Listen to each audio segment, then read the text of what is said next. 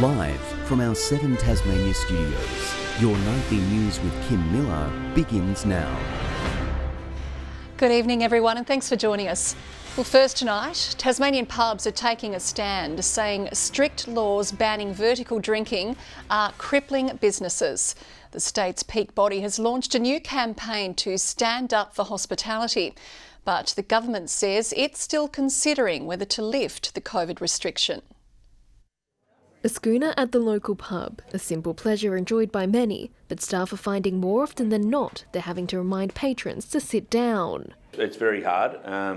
You're always repeating yourself, I suppose you could say, but the hardest thing is going to be is the tourists and informing them they've got to be seated. They're going to be very surprised about the fact they can't do it here in Tasmania, and again, it's going to be left to the frontline staff to deal with. Several other states have already scrapped restrictions on vertical drinking, and venues like the Richmond Arms say it's time Tasmania does the same. Concerned it's driving customers away, especially with the Melbourne Cup tomorrow. I think we've got a lot of people who still haven't come back to our establishments as yet, because the fact is they like to be standing up, moving around, talking freely.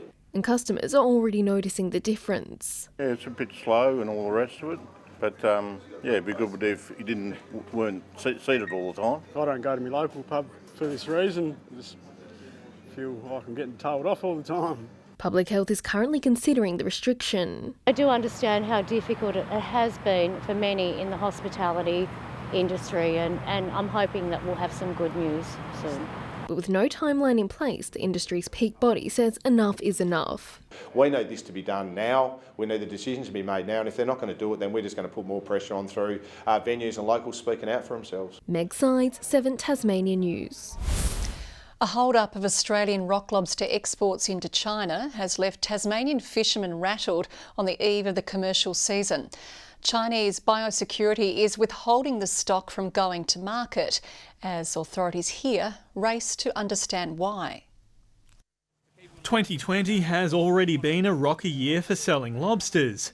Now a trade scare with China has the fishing industry biting its nails. People get extremely nervous. We just want it resolved in the short term. Tons of rock lobster exports have been brought to a halt by Chinese biosecurity. Today, the Commonwealth was scrambling to understand why. There is a suggestion that there were trace minerals present in some of them, and that's what they're testing for now. We're seeking to understand what that testing regime means, what exporters need to do to comply with it. Most of the product came from South and Western Australia. With Tasmania's rock lobster season opening in a fortnight, there are fears the issue, left unfixed, could stop Tassie exports. That would be the worst possible outcome, and if that happens, some of them will go fishing because they really desperately need to, and they'll probably be selling their product locally. Crews have already been forced to sell at a heavy discounts from their boats this year, but one national organisation is hosing down fears of a trade brawl with China. Considering some product has actually been cleared, and potentially by the end of today we might see more and more product cleared, I don't think there's any link. I think it's just a process change. They're hoping the trick to international trade, like fishing, will be patience. Sean McComish, 7 Tasmania News. Tasmania's real estate market continues to skyrocket, with house prices in the capital now rivalling Brisbane. CoreLogic has revealed in October the average dwelling was valued at almost $500,000, up around 6% from the same time last year. Properties in Hobart are now selling for more than in Adelaide, Perth and Darwin. In regional Tasmania, the average home is selling for around $330,000. Prices rose in every capital city except Melbourne, a sign of coronavirus recovery researchers have described as remarkable. The Clarence City Council will once again vote on whether to fly the Aboriginal flag permanently outside its council chambers. The motion was controversially voted down 2 weeks ago after Alderman couldn't reach a decision. But after a backflip from the Mayor, there's hope the idea will pass later tonight. First of all, we're surprised that we weren't already doing it, and then outraged and sort of like it's a no-brainer. Why wouldn't you? If the motion is agreed to, the flag will fly on an ongoing basis from November 16. Rehomed Greyhounds will have their desexing paid for by Tas Racing in a bid to improve animal welfare. But the industry is facing criticism following charges against an adoption program boss. Their racing days are over, but for Greyhounds, second chances require cash. Now Tas Racing is promising to foot one of the biggest bills. All Greyhounds will be paid for, the desexing will be paid for from Tas Racing from today onwards. Previously, only dogs in the Greyhound adoption program had been paid for by the organisation, leaving other charities rehoming animals out of pocket. There are significant costs there, and by doing this we're able to get consistency across the state and assist in rehoming. I mean, welfare is the key. The adoption program is also in the spotlight for the wrong reasons. Boss Susan Giddis has been stood down after one of her racing dogs presented with a prohibited substance, believed to be contaminated meat. Susan has been stood down since about the 28th of September when the second positive came back and we were advised that there was going to be an inquiry. The Greens want the industry shut down. We used to have a whale industry and we don't have that anymore. Times change. Times move on, community attitudes change. Just don't expect the minister's view to change. Racing is my passion. I love all three codes, and there is no way I will look at shutting down any of the codes. Sean McComish, 7 Tasmania News. As the warmer weather sweeps the state, there's a fresh warning tonight after vision emerged of a close encounter between a snake and a walker. This video was captured in Launceston, showing a brown reptile basking in the sun on Kings Bridge, metres away from the footpath. Reptile Rescue Incorporated says it received 23 call-outs today, one as early as 5 a.m, and it expects more tonight. There are fears CBD shopfronts in Launceston could remain empty well into next year, as the future of major retailers remains uncertain. Unaffordable rent blamed for the closures, prompting lobby groups to call for more flexibility from landlords. Shops closed and an empty mall on today's public holiday, but the doors of this business will not roll open tomorrow. It's never good to see a business decide that the business is no longer good enough. Rockman's ending its reign in Launceston, joining the retail scrap heap. Its parent company Mosaic Group, which also owns Rivers, Millers and Katie's, announcing a cull of a further 250 stores nationwide, and many feel Tasmania could be in the firing line. What we need to keep in focus here is these are outcomes from decisions made mostly on the mainland. High risk and high rent flagged as the main cause. I'm not sure about the future of CBD retailing in high-priced rental areas. Industry groups are pleading with landlords to be flexible in an uncertain economic climate. If not, there are fears more local businesses could hit the wall. There's always conversations to be had and solutions if people come to the table with an open mind. But lobby groups say it's not all doom and gloom, with 15 new businesses opening up in Launceston in the last few months. I think it's very easy to read the headline about the one or two that we've lost, but go and have a look at the ones that we've gained as well. And with prime real estate coming on the market, there could be even more setting up shop as confidence grows. We're safe. We're healthy, and I think Tasmanians are supporting Tasmanian businesses, and that's really positive. Garth Burley, 7 Tasmania News. Tasmania had a drenching last month with the wettest October in 4 years. Parts of the state, including Bothwell and Ross, had the wettest October on record. It's likely to be wet in the state's east over the next 3 months, but below average rainfall is predicted in the southwest. And Tasmanians are in for a hotter than usual summer, with temperatures set to be above average across the state. Well, Westbury has been steaming with people as crowds flock to the annual Steam Up event this long weekend. Perns is hopeful the festival has raised enough funds to continue its restoration work. After COVID restrictions initially threw Perns' annual event into doubt, it has gone full steam ahead.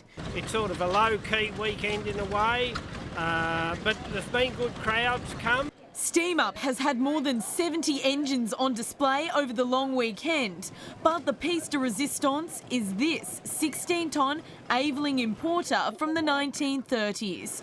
Volunteer Michael Howe spent 2 years restoring it. It was used to haul all the machinery up for the Tarraleah power station. So from Hobart Wharf all the way up there, spent a few years doing that. Big heavy loads, probably 20, 30 tonne loads all the way up the mountains. Then it was bought by a Hagley local for agricultural work.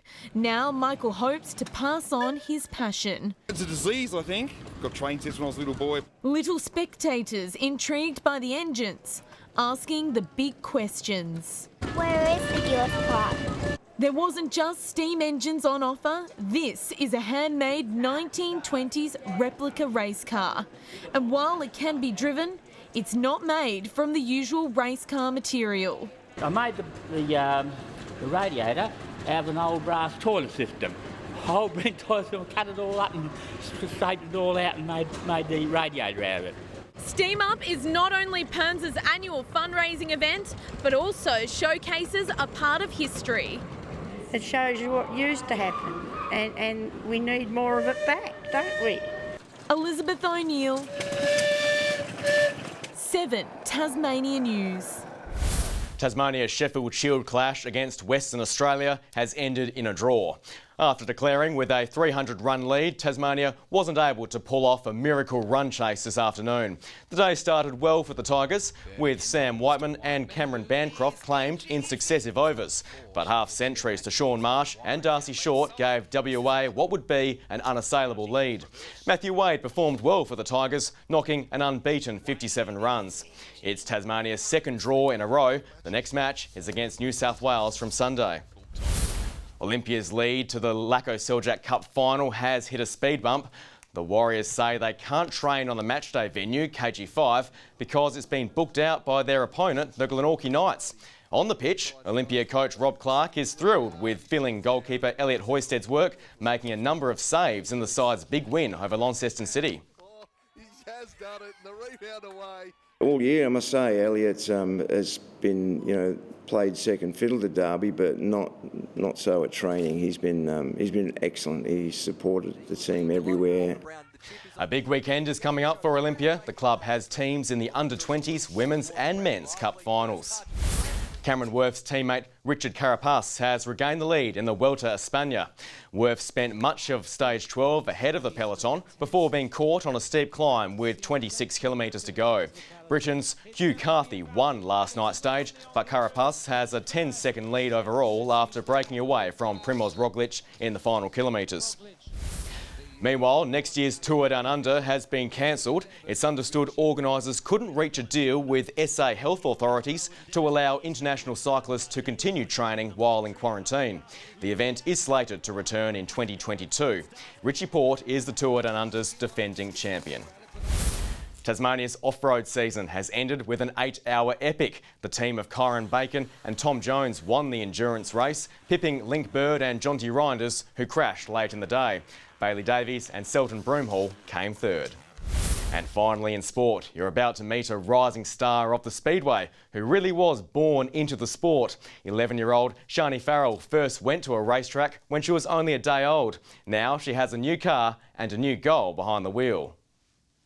Shani Farrell is still 5 years off going for her driver's licence, but on the Speedway she has a lifetime of experience. I've been going since I was first born. Dad's been doing it since he was a young kid. Now he works alongside her. The dirt track duo has even put together a new car for the upcoming season.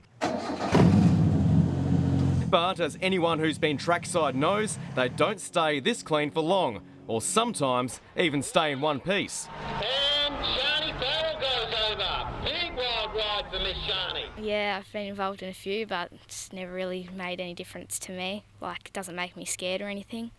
Just it's part of it. Got to get used to it.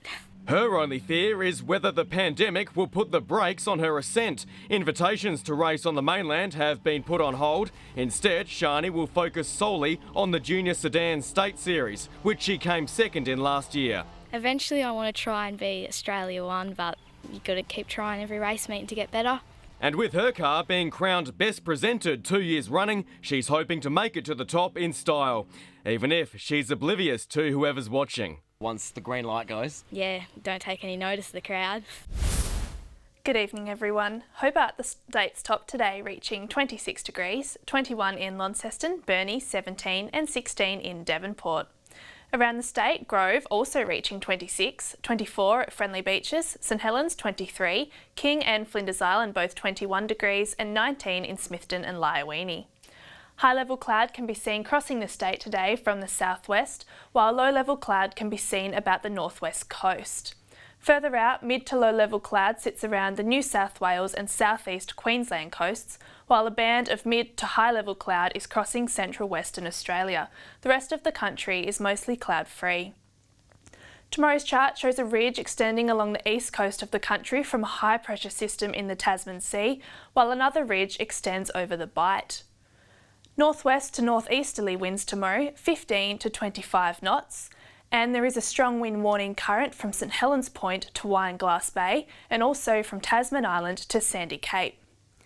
Hobart, cloudy and 29 tomorrow, 24 in Adventure Bay, Tarraleah reaching 26, 25 in Launceston, partly cloudy and 19 in Devonport, Bridport a top of 21, partly cloudy and 20 in Burnie tomorrow, 27 in Strawn, Marrawar 21, and in the east, 24 and partly cloudy in St Helens, Swansea reaching 26, and mostly sunny and 24 in Whitemark.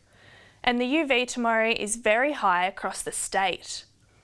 Looking on to Wednesday now, showers about the west extending statewide in the morning. Showers about the west and far south on Thursday, fine elsewhere.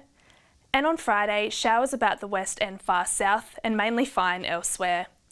Partly cloudy in Perth and Adelaide tomorrow, 30 in Melbourne, Canberra 25, mostly sunny and 28 in Brisbane and 35 in Darwin. And currently Hobart, mostly cloudy and 19, partly cloudy and 18 in Launceston and mostly cloudy and 14 in Devonport. And Kim, that's the weather tonight. Thank you very much, Chelsea. Stay cool, everyone. That's all for this Monday. I'll be back later with updates. On behalf of the entire team, good night.